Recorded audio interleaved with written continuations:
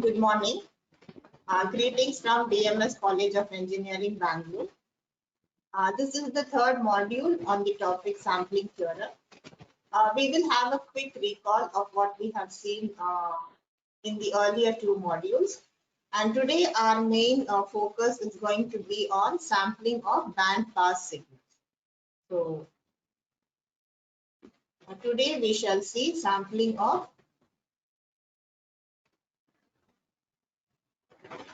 band pass signals. So till now, a quick recall.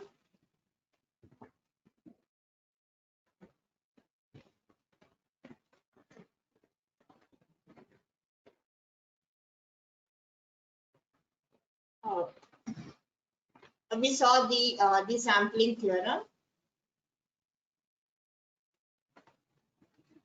Sampling theorem. What we said was a band limited signal. Band limited signal. That is nothing but a low pass signal. A band limited signal or a low pass signal. That is, it extends from zero frequency to some frequency, say omega radians per second. We said a band limited signal can be sampled, and we get the sample signal, and we can get back the original signal from these samples, provided we sample it at a rate omega s that is greater than or equal to 2 times W. This was the sampling theorem that we have seen. And how do we perform sampling? If I look at ideal sampling,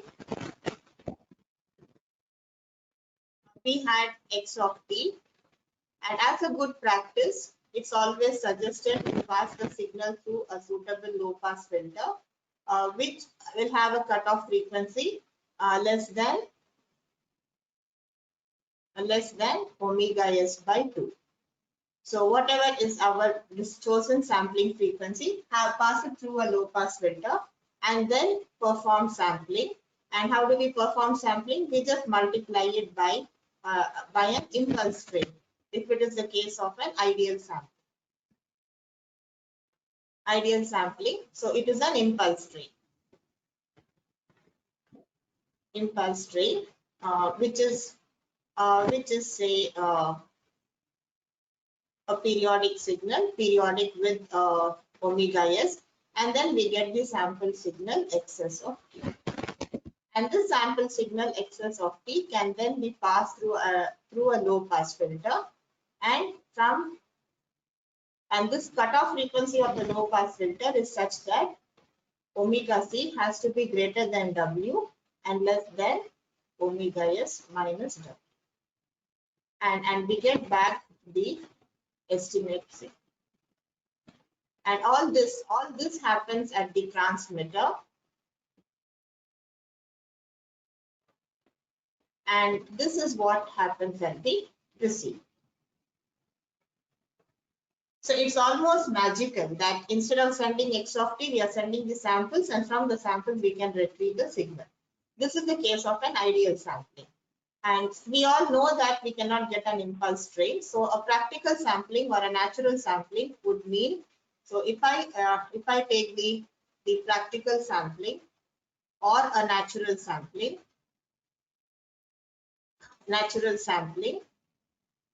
what happens is everything above is same. Only thing is my P of t is now going to be periodic, but pulses of finite duration.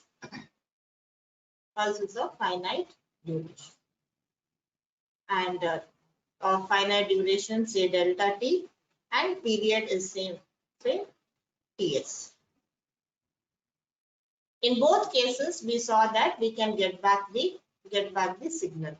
And how is the spectrum of the sample signal? It is going to contain, so if I see in the frequency domain, we saw that the spectrum of the sample signal, the spectrum of the sample signal xs of omega.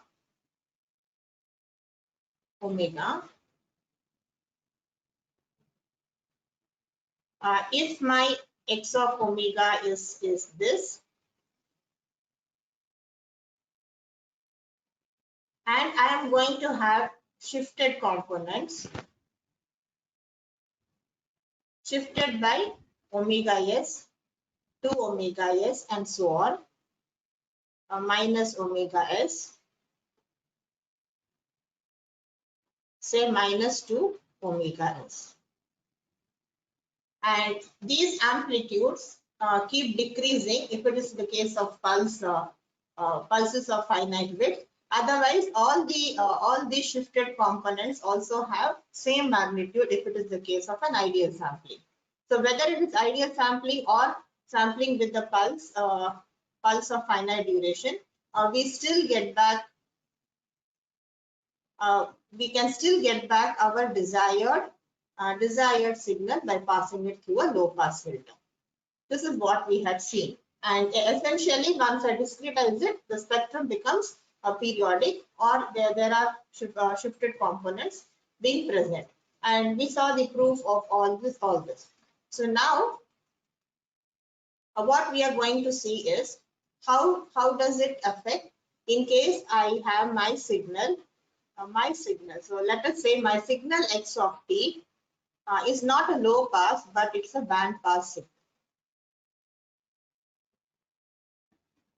signal. That is, my x of omega now in this case is going to be say,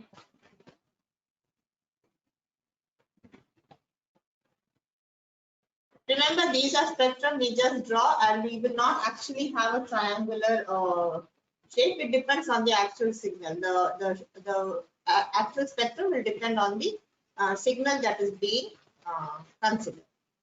Say omega L to omega H.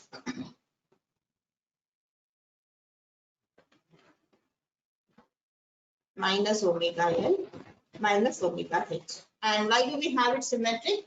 We know that if a signal is real, if any signal is real, then we know that the spectrum has an even symmetry. At least the magnitude spectrum has even symmetry, and the phase spectrum has odd symmetry.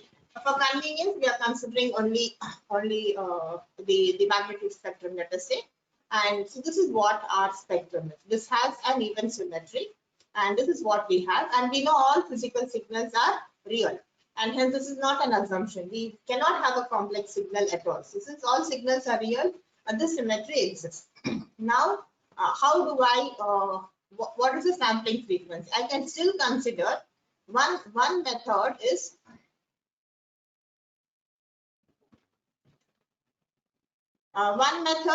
still consider it as a low pass signal. Consider it as a low pass signal that has the highest frequency omega h, and hence my sampling frequency omega s will be greater than or equal to 2 times omega h. This is absolutely fine, and this is a valid result. That is, I treat a band pass signal also as a low pass signal, and accordingly I choose the sampling frequency of omega s greater than or equal to twice the highest frequency, and in this case the highest frequency is omega h. This is absolutely right and permitted. But our question is it possible that I can come out with a lower sampling rate in the case of band pass signals? And the answer is yes, and we shall see that. So can we have a lower sampling rate?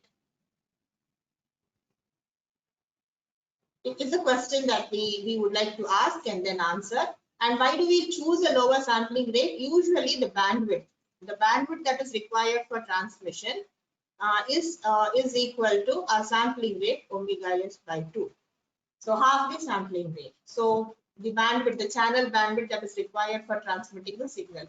And we know that for communication engineers, bandwidth is a huge resource, and we always try to come out with a design which requires lower bandwidth. So we always want to reduce the transmission bandwidth, which happens by reducing the sampling frequency. So if there is a choice, if we have a choice of choosing a lower sampling frequency, we will always go in for a lower sampling frequency because the transmission bandwidth required is less. So instead of proving directly, we'll take a particular example, and we will see. So let us take case 1. And what is case 1? Case 1 is a situation where we have omega L or omega H being an integral multiple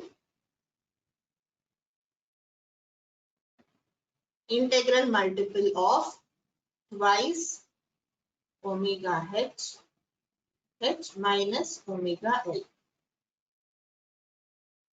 So we have case 1, and what is case 1? Either omega L or omega H being an integral multiple of twice omega H minus omega L. If this condition is satisfied, then we can go with the sampling frequency exactly equal to 2 omega H minus omega L. So if I repeat, if I have the situation where my omega L or omega H is an integral multiple of twice the bandwidth, that is twice omega H minus omega L, then I can choose a sampling frequency equal to twice omega H minus omega L. So let us see as an example. Let us take a specific example. Let us say we are given x of omega.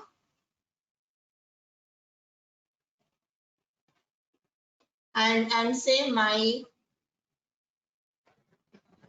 omega H, omega L and omega H is say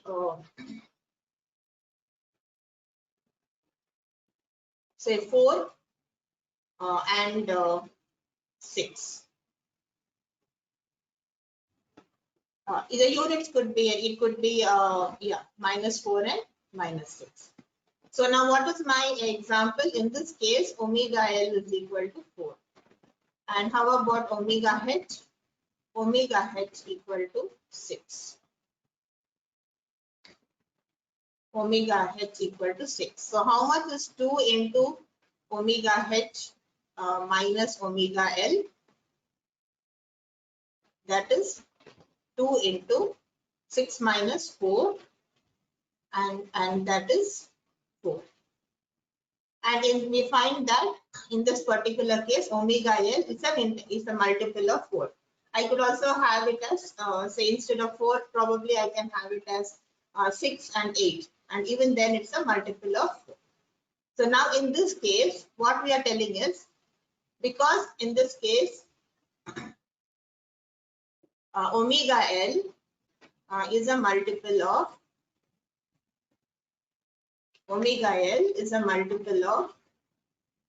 of twice omega H minus omega L. Of course, in this particular example, the multiplication factor is 1, but it has to be an integral multiple of the difference. And so, as per the statement, the sampling frequency omega S can be twice that is 4. So my sampling frequency can be 4. Let us check if this really works. Is it valid? So now for that, we need to sketch the spectrum of the sample signal. So let's sketch the spectrum of the sample signal. Now we have the result as sorry. We have the statement that sorry.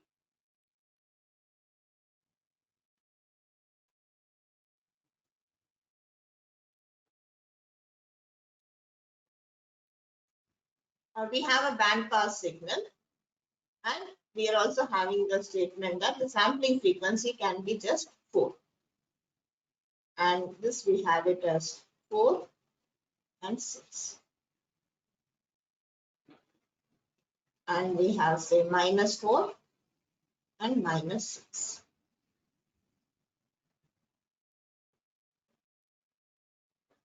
So now let us try to sketch the spectrum of the sample signal.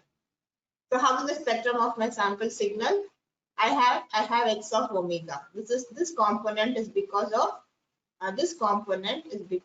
x of omega. Let me look only at the positive half of the spectrum, because the negative half is just going to be have an even symmetry. So now what is the next term? The next term will be the term due to x of omega minus omega s. If I see my next term, I'm going to have a term x of omega minus omega s. And what is x of omega minus omega s is 4. So I need to shift my original spectrum to the right by 4 units. So I take my original spectrum. So this will get shifted to the right by 4. So 4 plus 4 will become 8. And 8 to 10, this is going to be the component x of omega minus omega s. And similarly, the left half also gets shifted to the right by 4 units. And this is what, so what happens at minus 4 will now happen at 0. And this is what I have. This is the term corresponding to x of omega minus omega s. And similarly, what's the next term? I have another term which is x of omega plus omega s. And what is x of omega plus omega s? That is going to be a left shift. X of omega plus omega s will be a left shift. And so I have another term in my sample spectrum as x of omega plus omega s. And that is going to be this. What happens at plus 4 will be a left shift. So this is going to happen. This is going to be the component. And similarly, this will also get shifted. So what happens at minus 4 will now happen at minus 8. And I'm going to have a term here. So this is what we have taken for n equal to plus 1 and n equal to minus 1. Next, I'm going to have a term x of omega plus 2 omega s. What will be x of omega plus 2 omega s? X of omega plus 2 omega s. One second, let me use minus. Let me do a minus first. X of omega minus 2 omega s. X of omega minus 2 omega s will be a right shift by 2 omega s. So what happens at minus 4 will now happen at plus 4. So this is what I have. This is the term corresponding to x of omega minus 2 omega s. And similarly, I will have this component. This was the negative half, a negative component getting shifted to the right. And I have this component, the positive component also gets shifted to the right, and that will now happen 8 plus 4, that will happen from 12 to 14. So of course, it's not fitting in my scale, so I don't draw it. Similarly, I will have another term, and that is going to be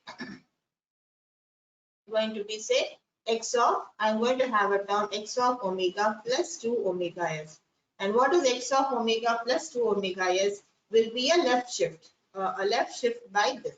So now this is my original spectrum. This original spectrum now gets shifted.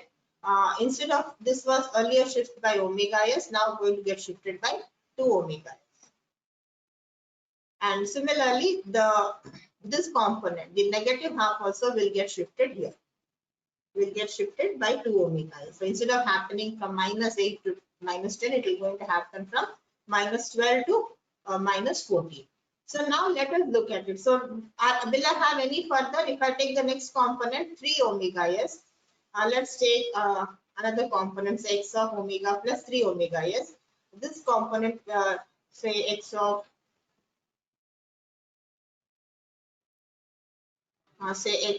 omega minus 3 omega s.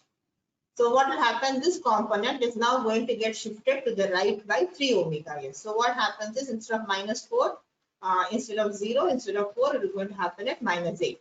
So I am going to have here. This is the component due to x of omega minus 3 omega s. Similarly, I will have this, the right half getting shifted far away. To instead of 4, instead of 8, instead of 12, it now happen from 16 to 18. Similarly, if I take the term x of omega plus 3 omega s, this is going to be a left shift. A left shift. My original component is this one. This original component gets shifted to the left, and I am going to have it instead of 4, not 0, but not minus 4, but minus 8. And this is what I'm going to get. This is the component due to x of omega plus 3 omega s. So now just see, we have a band pass signal that is existing from minus 4 to 6. So I have a band pass signal.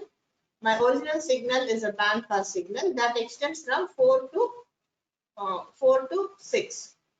And I chose my sampling frequency omega s as 4. And then I had a right shift and a left shift of the component because of sampling. And the beauty is, even though we had a right and a left shift, my original spectrum, what is my original spectrum? This component. This component, I will just shade it just for understanding, though it doesn't have just for understanding. This was our original spectrum, and this original spectrum remains intact even though we used a very less sampling frequency. In principle, if I had treated this as a low pass signal, so I have my signal x of t that extends from 4 to 6. But and if I treat it as a low pass signal, my omega s has to be greater than or equal to twice of 6. That is, my omega s should be greater than or equal to 12. But I am using a small sampling frequency, omega s equal to 2 times the bandwidth. That is 4 minus 2. I mean 6 minus 4, and that is, I am choosing it as 4. Sorry, instead of 12, I am using just 4. So see, my sampling frequency is so less. So now for this sampling frequency, I just need a bandwidth of 2 for transmitting these samples. And how do I recover my signal now? So because the spectrum, so what is our observation? Our observation is when I choose even with the sampling frequency omega s equal to 4, the original spectrum is intact. It's not disturbed, and hence I can recover my signal x of t by passing it through a filter. But what should be my filter in this case? It has to be a band pass filter. I should pass it through a band pass filter. And what should be the cutoff frequencies of my band pass filter? It should pass these components, and hence my filter cutoff will be again a band pass filter that passes that passes. Or if I in symmetry, I'll use this. So when I have, so again to summarize, if I have a band pass signal x of t, and then I can choose, I can multiply it by a pulse train of frequency omega s, where omega is equal to, it is not greater than or equal to, less than or equal to, it is exactly equal to twice the bandwidth, omega h minus omega l, and then I get my sample signal xs of t. This is at the transmitter, and at the receiver I will pass it through a band pass filter, and I will get back my my signal, and the cutoff frequency of the band pass filter is equal to the omega L to omega H, the bandwidth of the original signal. So this is one example. And what was the case one?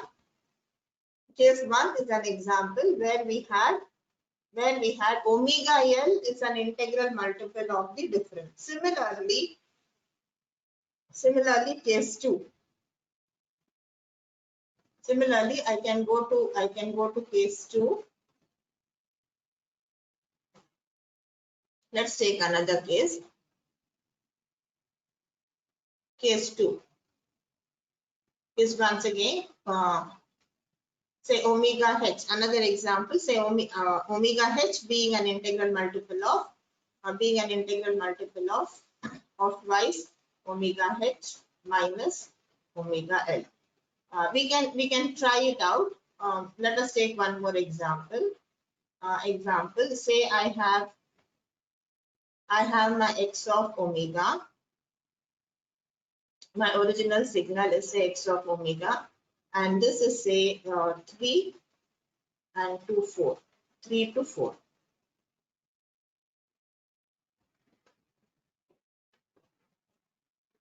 minus 3 to minus 4. And what is my, this is my original spectrum, the original spectrum that extends from 3 to 4. So in this case, I have my omega L as 3, omega H as 4, and twice the bandwidth is 2.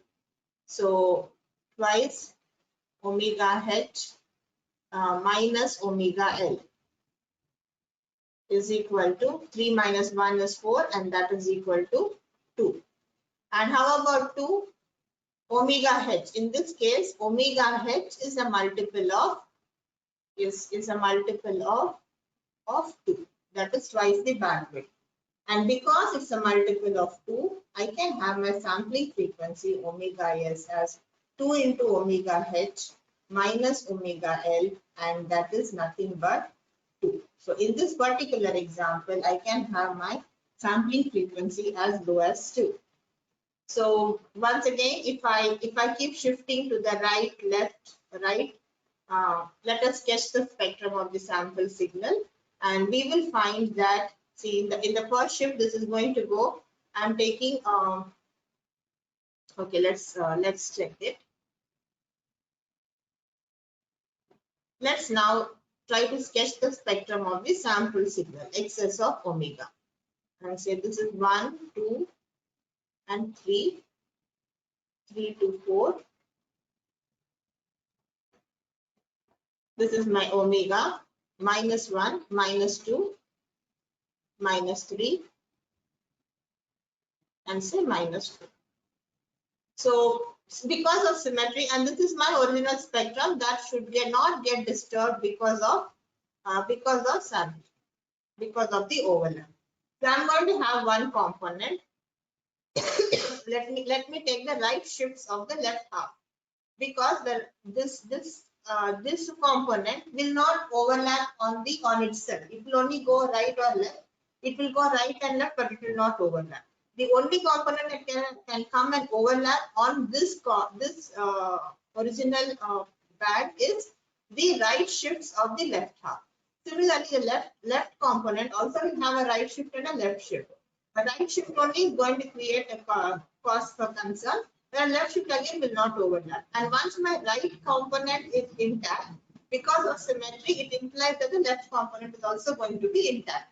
So we will try to do only what is required. So let minimum steps. Now the procedure is same. The whole spectrum gets shifted to the right in multiples of omega S and shifted to the left in multiples of omega S. That remains unchanged, but only for quicker realization and quicker understanding, we will try to consider only the right shifts of the left component. So and see that it does not overlap with our desired band of 3 to 4. So when n equal to 1, what will happen is I will have this shifted to the right. For I'll have the component x of omega minus omega s. And how much is my omega s in this case? We are taking an omega s equal to 2. So x of omega minus omega s. So a right shift by 2 units. Instead of 3, now I'm going to have this component happen at minus 1. I shift minus 1 and minus 2. So what happens at minus 3 will now happen at minus 1, because it's a right shift by omega s, and omega s is 2. Next, I will have the component, say x of omega s, x of omega minus 2 omega s. So now what will happen? Instead of happening at minus 1, it is going to happen at plus 1. And instead of happening at minus 2, what's going to happen will now occur at 2. Let's take the other component. What's the next component? X of omega minus 3 omega s. 3 omega s. What is that now? This was plus 1. What happens at plus 1 will now happen at 3. So this is what we have, the component x of omega plus 3 omega s. And now if I take one more component, say x of omega plus, not plus, minus 4 omega s. is going to happen by one more shift. Instead of happening at 3, it now happens at 5. And this is what I have. So what happened? I have right shifts of the left component shifted by integral multiples of omega s. And the beauty is my original spectrum, this range, this band of 3 to 4 is undistorted. There is no overlap and it remains intact. So what's the conclusion? We can get back our original signal from the samples of the bandpass signal, even with the sampling frequency being as low as 2, simply because in this case it's an integral multiple of omega h, it's an integral multiple of twice the bandwidth. And similarly, if I try to incorporate the left shifts of this right component, I will have if I do a left shift, I'm going to have this by shifting by 1, and if I do the shift by 2, I will have this, and if I shift by 3, I'm going to have this component, and if I shift by 4, I'm going to have, and without any overlap. Okay, so this is by observing the above two specific examples, what's our conclusion is? Our conclusion is what we had already mentioned, that is the sampling frequency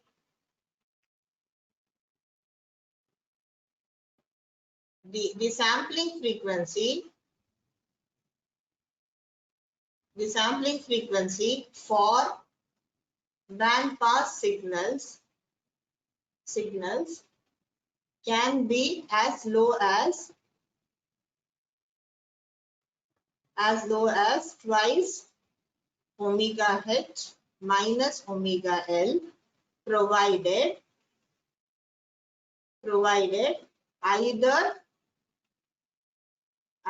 omega h or omega L is an integral multiple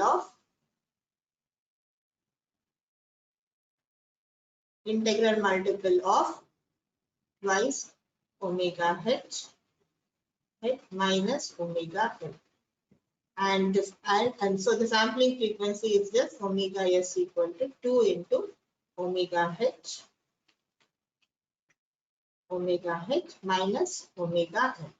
And what is the recovery now? Along with this, we also need to remember that for recovery, we need to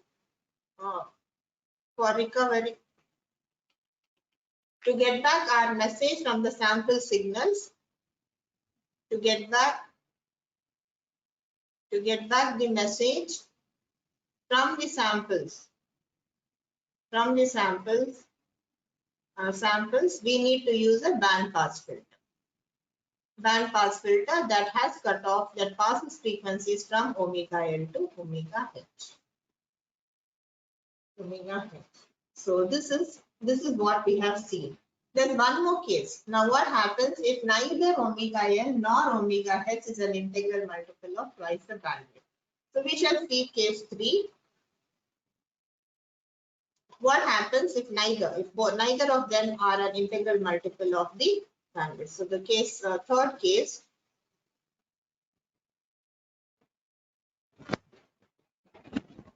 Case 3, if neither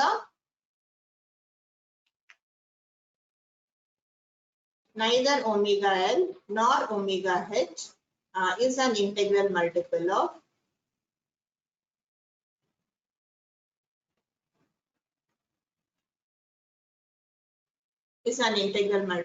twice omega h minus omega L. In this case also we can arrive at lower sampling frequency that is going to be less than twice omega h. And let us try to obtain the condition for the same. So let's consider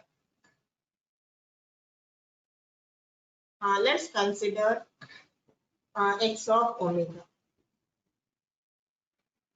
and say this is omega L and omega h, and say this is minus omega L and minus omega h. Okay, so now we want to obtain a sampling frequency for this type of band pass signal where neither omega n nor omega h is an integral multiple of twice the bandwidth. So for recovery, what we saw is the original spectrum should be intact even after many shifts, of the original spectrum, my integral multiple to the right and left, my original spectrum should be intact. So this is condition we know for recovery. And we also know that once I sample, I'm going to have the original spectrum being shifted to the right and left by integral multiples of omega s. So now let us consider what is my first shift. The first shift will be shifted by omega s. The second shift will be shifted by 2 omega s, etc. And we also know by symmetry, if my positive part of the spectrum is intact, because of symmetry, the negative part will be intact, and I need not, and my design is going to be valid. So let's consider the, now what will happen, there are right and left shifts. This negative half can go through a right shift and through a left shift. A left shift does not affect the original spectrum. It is only the right shift of the negative component which can create an overlap. So let us consider the right shift of the, similarly the left shift of the right component, and by symmetry both are going to be identical. And then let us consider the n-1 shift of this component. So if I consider the n-1 shift of this component, I am going to have like this. What is this? This is say the n-1 shift. What is it? X of omega minus n-1 omega s. So this is the component n-1 shift of it. So what will be this frequency? What is this frequency now? This frequency is going to be minus, let me call this frequency as say A. What is A? A is going to be minus omega L plus n-1 times omega s. That's it. Because I am taking the n-1 shift, and each time the shift then is going to be multiplied by omega s, and my initial value was minus omega L. So minus omega L plus n-1 times omega s. And what should be the condition for A so that there is no overlap? I need the condition that A should be less than omega L. And for no overlap, we need the condition that A should be less than omega L. Or what we have is minus omega L plus n-1 times omega s. This whole quantity A should be less than omega L. Or it is nothing but omega s should be less than omega L. I take it to the right, 2 omega L divided by n-1 is one condition. So this is my n-1 shift. And what should be my n+1 shift? My n+1 shift should be such that my this is my n-1 shift. If I take my nth shift should be such that what will be x of n minus omega minus n times omega s, the nth shift.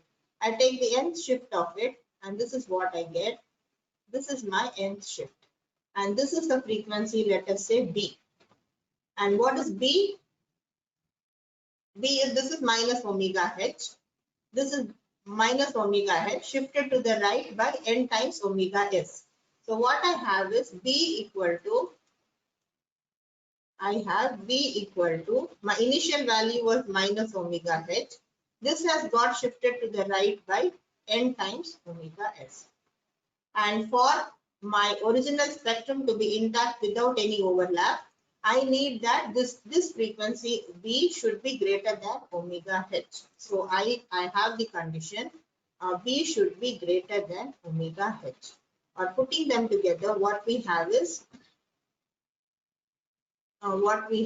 B, that is minus omega h plus plus n times omega s should be greater than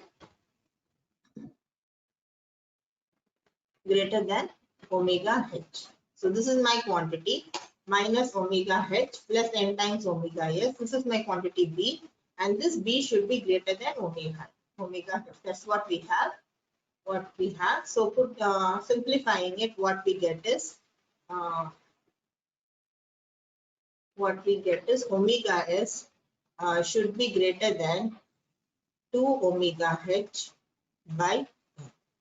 This is my second equation. So my omega h should be greater than 2 omega h by n, and it should be less than this. So 1 and 2 can be combined into a single equation as 2 times omega h by n should be, of course, I can always have it as greater than or equal to. So should be less than or equal to omega s less than or equal to what's the term here? It's once again here also I can also have it always as an equal to, provided if the spectral component strength is 0. So 2 omega L by n minus 1. 2 omega L by n minus 1. So this is my final result for computing the sampling frequency for a band pass signal when neither omega L nor omega H is an integral multiple of twice the bandwidth. So let's take an example to understand this result. Let's consider the case where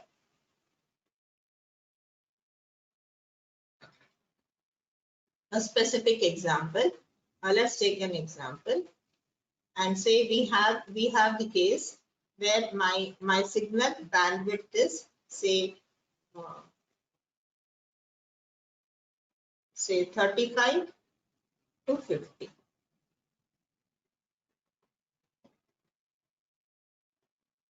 Say minus 35 to minus 50. So what we do now, this is an example of a band pass signal that exists from 35 to 50. And what is the bandwidth? Twice the bandwidth is 50 minus 35. And how much is that? 30. And neither 35 nor 50 is an integral multiple of 30, and hence we cannot use the sampling frequency omega s equal to 30. And we now need to use this expression twice omega h by n. So let's put this result.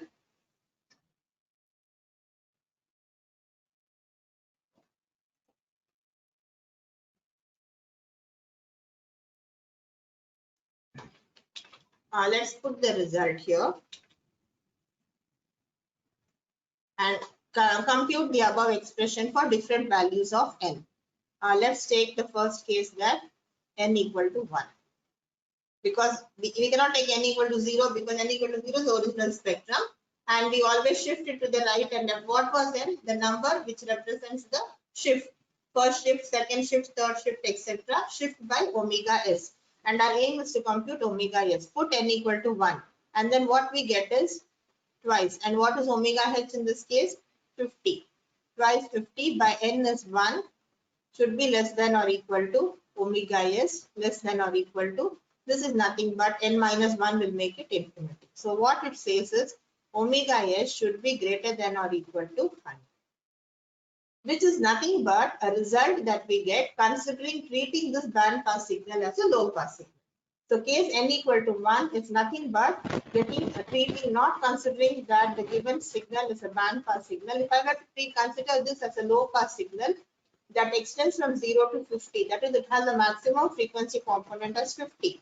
If I consider this as a low pass signal, then my sampling frequency has to be greater than or equal to twice the highest frequency, that is twice 50, 100. So this is a result we already know if I were to treat it as a low pass signal. And my aim is to check whether I can come out with smaller values, smaller sampling frequency. So now let me take n equal to 2. So n equal to 2, what happens to the above expression?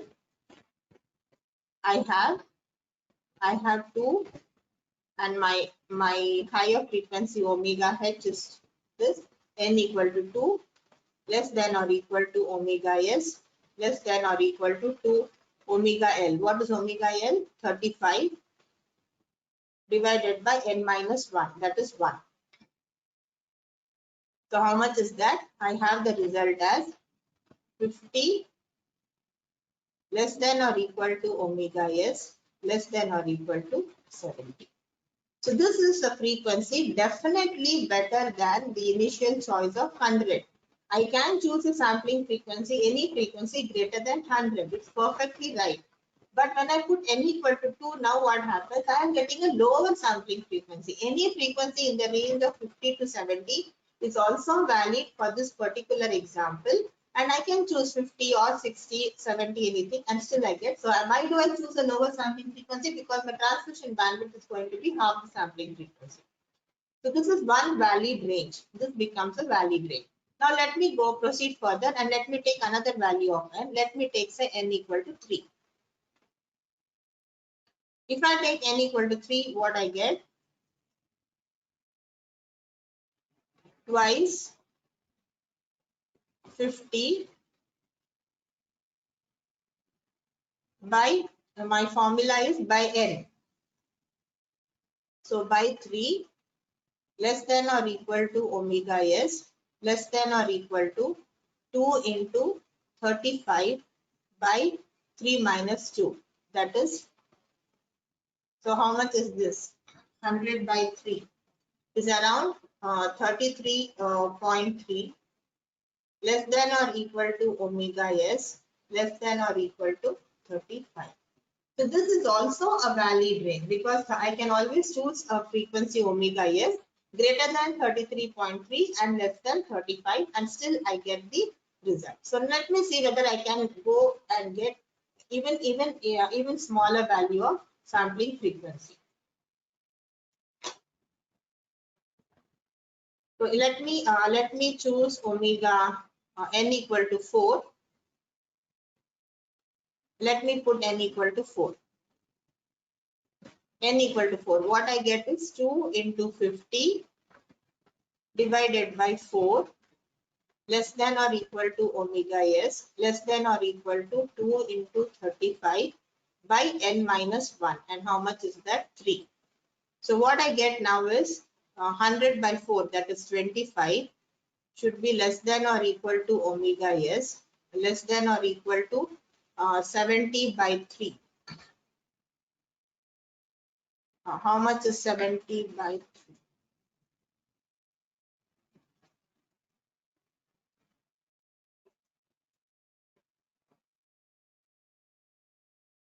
70 by 3 is 23.3. And is it possible to have a frequency greater than 25 but less than 23? So this is an incorrect. So I stop.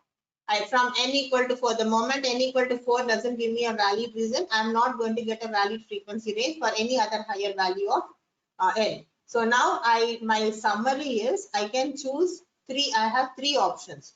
I can choose any frequency greater than 100 is one option, or I can choose this frequency. I can choose the sampling frequency that is greater than 50 and less than 70, or I can choose, sorry, this line has come by mistake, or I can choose a sampling frequency greater than 33 and less than 35. So if given a choice, I would always choose the lowest sampling frequency. Say for example, omega s equal to 34. I may decide on omega s equal to 34 for the given problem. And what happens afterwards? And to recover, I need to use a band pass filter from the samples, and the band pass filter will have a cutoff frequency from 35 to 50. So this is how we can compute the sampling frequency of any given signal. Low pass signal, we know how to do it, and how to get a band pass signal. There are two cases, like when either omega L or omega h is an integral multiple of twice the bandwidth. Omega s is exactly equal to twice the bandwidth. And if that is not valid, then we have a range of frequencies, and we can compute the range, valid range of sampling frequencies using this expression.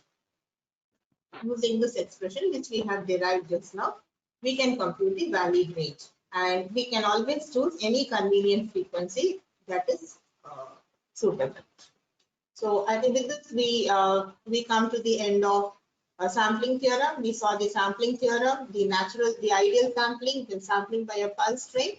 Then we also saw how to compute the sampling frequency for a given signal.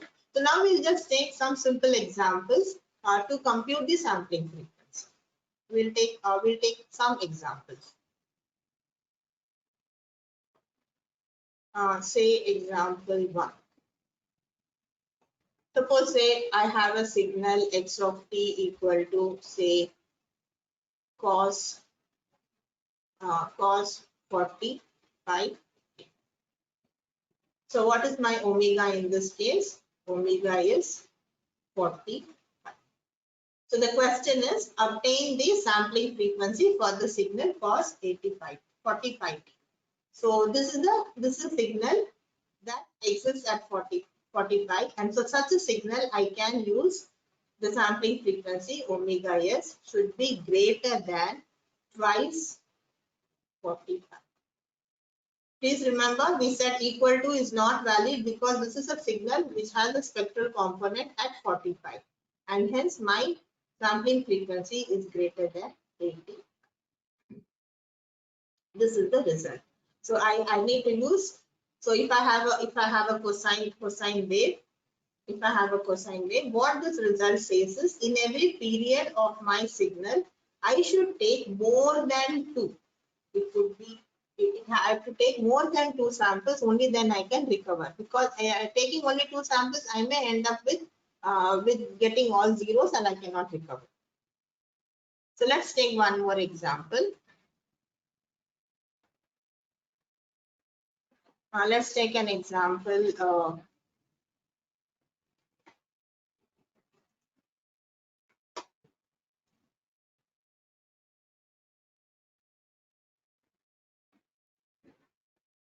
Say I have my signal x of t as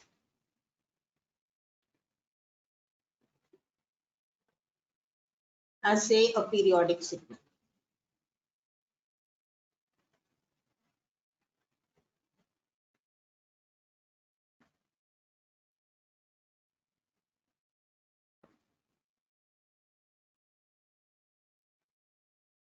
Say it's a periodic signal, and this is say 2, 4, 6, 8, and say strength magnitude is say some magnitude 8.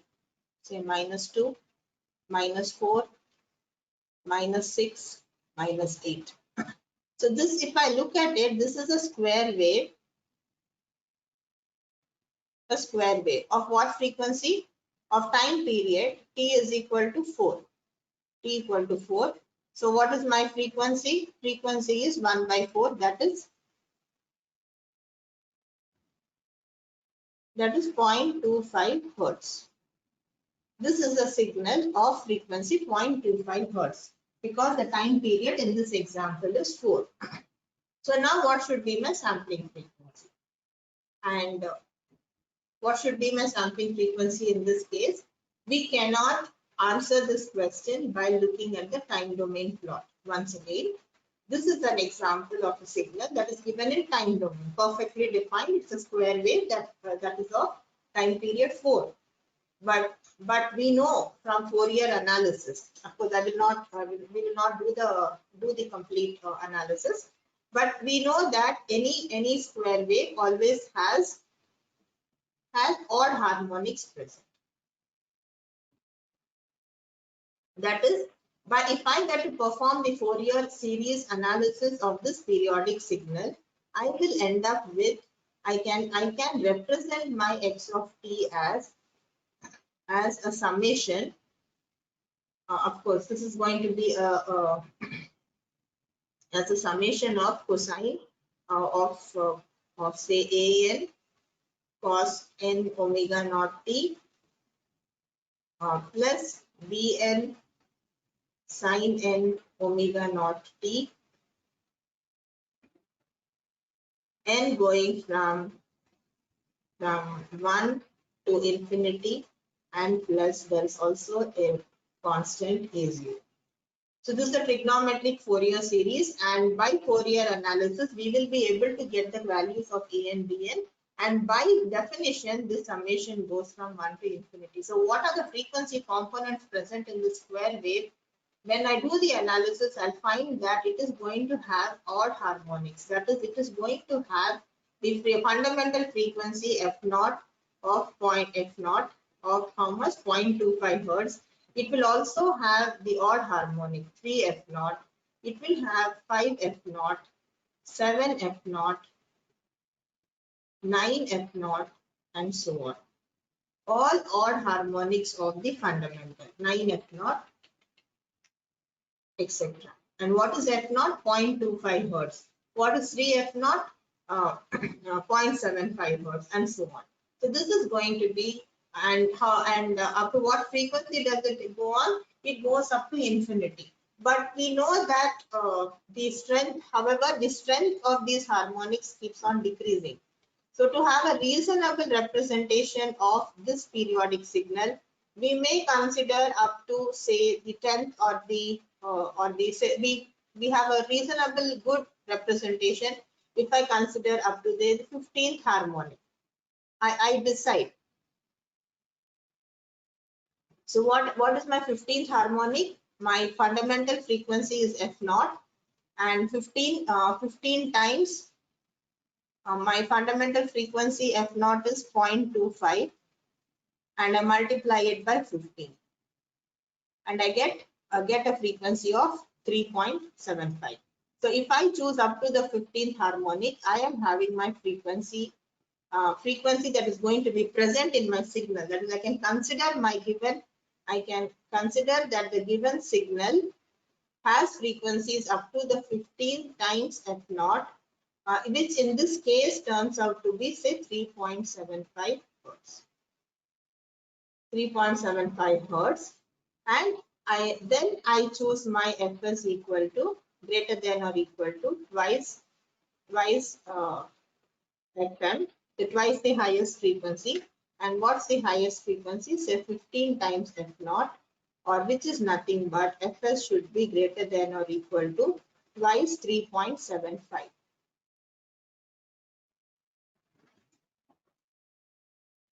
That is 7.5.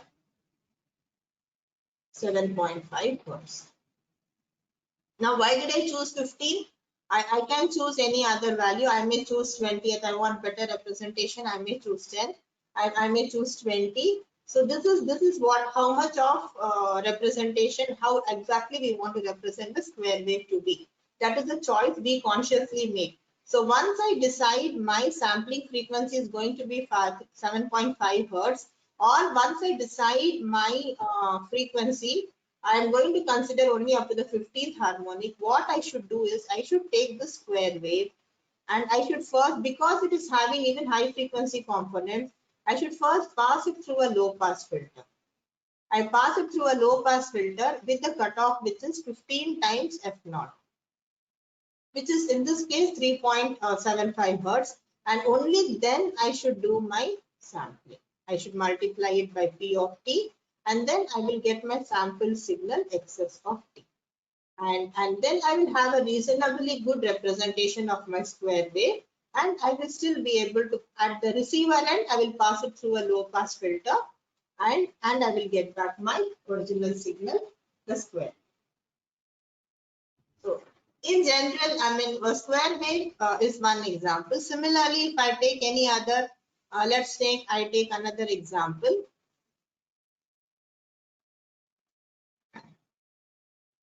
Say a third as a third example, I take say x of t is say a sawtooth waveform. A sawtooth waveform.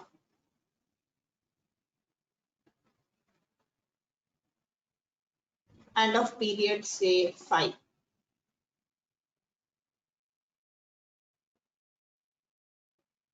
And say magnitude is some. We can always do the analysis. We know the Fourier, and we know that any periodic signal can be represented by the Fourier series representation. So this is the signal that has a time period Ts, T equal to T naught is 5.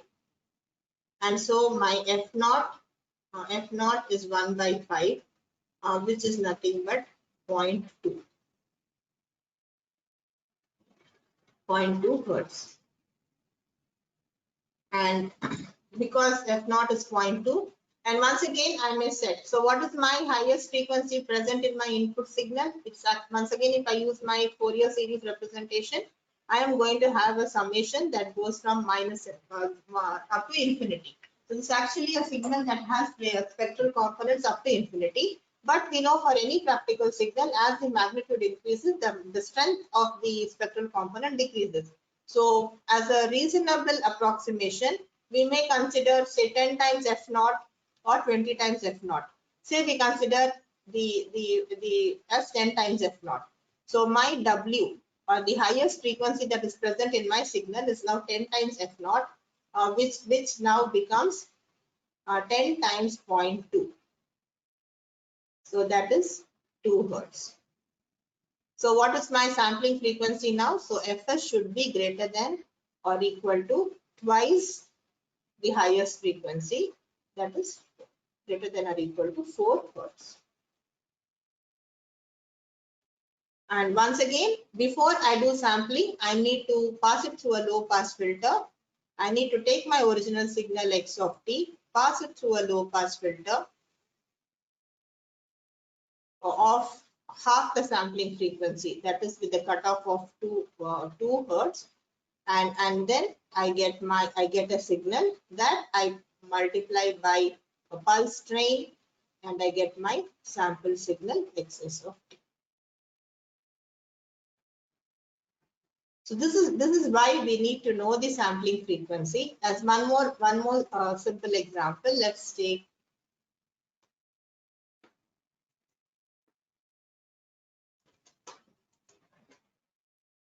say another example.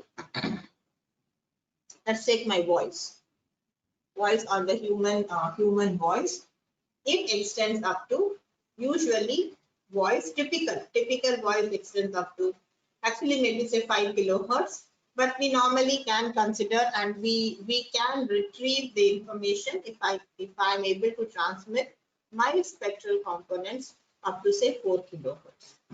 So if I consider, so what should be the sampling frequency if I want to sample my voice? So my voice, I said, extends up to 4 kilohertz. So what should be my sampling frequency? Which has to be greater than or equal to twice 4 kilohertz, which is nothing but 8 kilohertz. And I always try to choose the lowest sampling frequency. So the minimum frequency now becomes 8 kilohertz. 8 kilohertz is my sampling frequency. Or what is my sampling time interval? Time interval will be 1 by Fs, which is nothing but 1 by 8. 1 by 8,000. Let us see how much is that. 1 divided by 8,000. That is 125 microsecond. 125 microsecond. So we have it as 0.30. And so if I multiply it by 10 power minus 6, I get 125. So 125 microsecond. So you see, if we want to transmit the human voice, say voice, and let us say my voice is some signal like this. I don't speak with the constant amplitude. My amplitude keeps changing. So if I take my first sample, I should take my second sample such that the time interval between the two samples is 125 microsecond. 125 microseconds. So 125 into 10 power minus 6 is the time that I need to take. Only then my voice can be, from these samples, I can get back my original voice without any loss of information. Now, what is the advantage of all this sampling? The main advantage is, see, now I am sending the big advantage we get because of sampling is that it is suitable for time division multiplexing.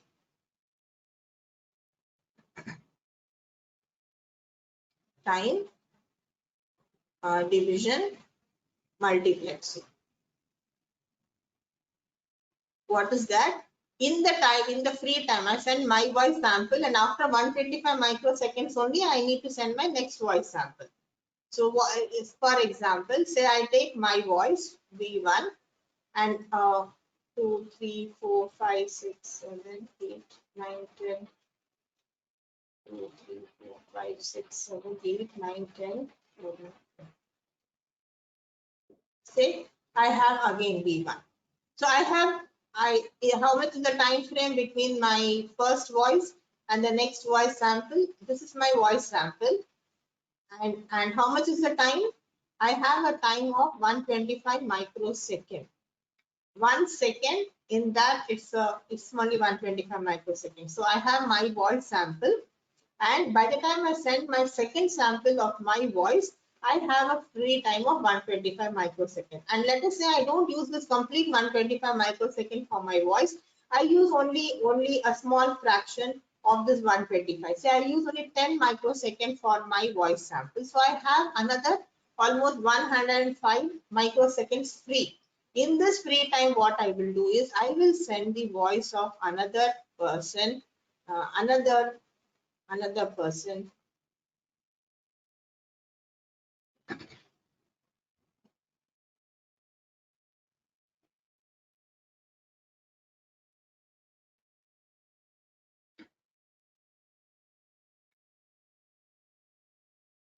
say V6 and say V7, V8,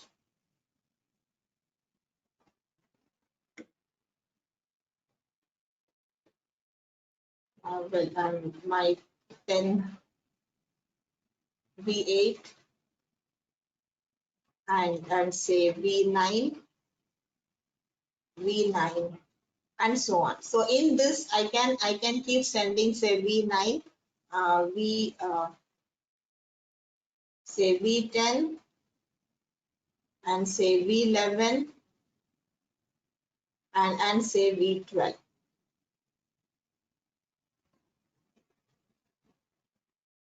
And say V12.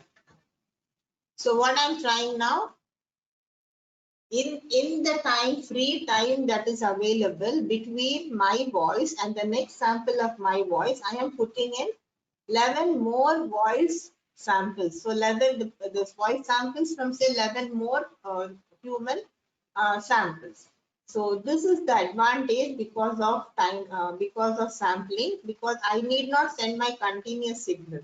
I need not send my continuous signal. That is, I need not send this complete variation of my voice. My voice was taking this value and it moved and then it changed to another value in this 125 microsecond. I simply send a small sample, in this 125 microsecond. Let us say I just send the value for 5 microseconds, for example. So I have another 120 microseconds of free time available. In that free time, what I can do, I can put in the voice of other human beings or other colleagues of mine and put those samples. For example, I may decide to put, say I get 12 more total of us 12 colleagues together. All of us, we put our voice, and this is how I put the samples in the same order. After V1, again, the next is my voice of my colleague V2, next colleague V3, and so on. So I can put all of them together. And this is the major advantage because of sampling. Sampling makes it possible for us to engage in time division multiplexing. So we can put in the available free time, the free time available, free time slot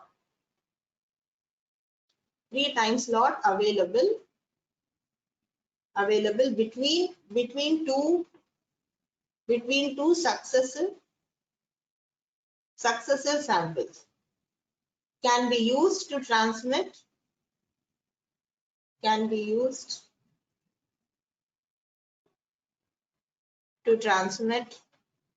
transmit samples of other messages. And this property is known as time division multiplexing, wherein we use the free time slot and allow the transmission of other messages. This is time division multiplexing. So this is possible only because we have followed the sampling theorem, and because we followed the sampling theorem, we got some free time slot. In the free time slot, without we are effectively utilizing it by putting the samples of other messages. So with this, we conclude today's module, which was trying to obtain the sampling frequency of band pass signals and arrive at a reasonable sampling frequency. And once we compute the sampling frequency correctly as per the sampling theorem, we can recover the original signal from the samples. So I think so. Thank you. In the next module, we will try to do a very simple laboratory implementation to understand and appreciate sampling. Thank you.